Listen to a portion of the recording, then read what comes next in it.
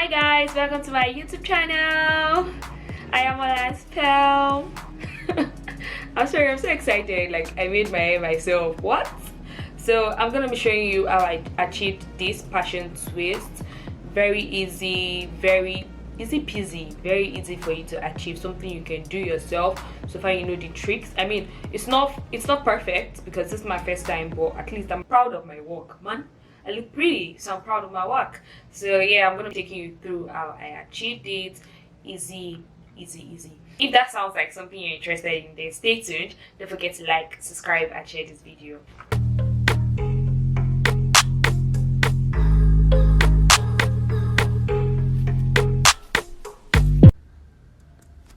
Okay, so the first thing I'm doing is to comb my hair, and I've divided my hair into sections, and for this I'll be using the Darling Passion Twist. I've used one pack at the back, and this is the pack I'm going to be using at the front. So these are rubber bands in which I'll be using, and also lock and twist gel just to make sure the hair holds, my natural hair holds inside the twist. So I'm just showing you the sections I've done at the back, and this took me about 4 hours just to do. I know it's looking small, but it took me a long time to section the hair and to actually twist the hair. So now I'm just going ahead to cut my hair into sections again, and yeah, you just want to make sure that it's clean enough how you want it. Then I'm just going ahead to comb my hair with my blue tail comb, and I'm just going to section my hair into smaller sections, section them into the way I want to braid. So I'm going to go ahead and twist, apply some twist and lock gel, and just twist the end again and apply my rubber band on it. Apply my rubber band on it and just moving. Make sure it's not too tight on your hair because you don't want your hair to cut. Just make sure it's not too tight, but it's secure enough to hold, just like that. So I finished up all this. I finished up all of this, and this is the last one of this particular section, the way I divided my hair. So I'm just going ahead again, just make sure it's nice and secure, not too tight. So that's the end of this section, and I'm just gonna go ahead and start my twists.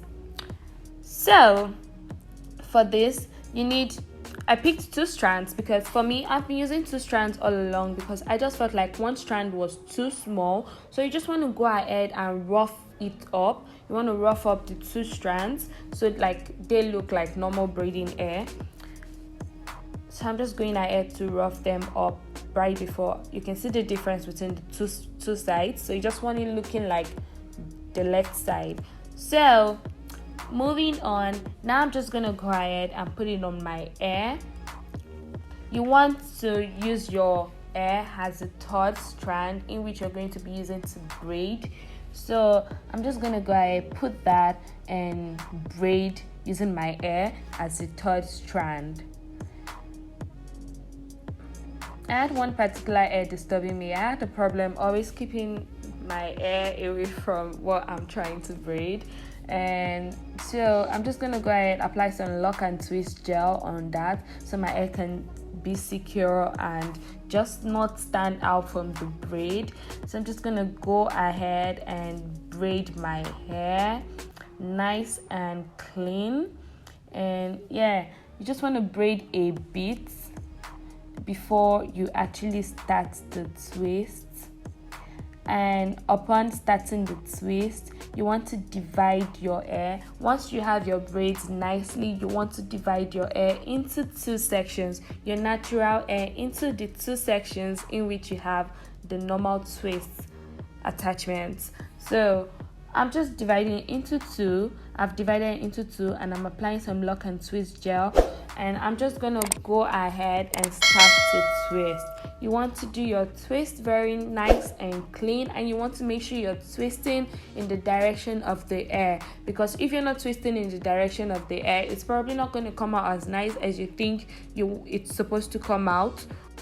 I think I should also say at this point that if you do want a bigger look, like if you do want your passion twist to actually look bigger and you are going to be using Braiding Air, you probably want to use about 3 to 4 packs, because for me, I did want it bigger, but I couldn't just stand up and actually go to a store to get more packs, because it was already, I started my hair already and it was already just afternoon, and before I go out to a store and come back, I would have wasted a lot of time. So that was why I just decided to go ahead with the 2 packs I had, using 2 strands for one. I did sit down to count the hair bit by bit, to count the strands or in the Braiding Air bit by bit before I actually started. I can't remember how many are in one, but I think it's about 30 to 34 in one pack.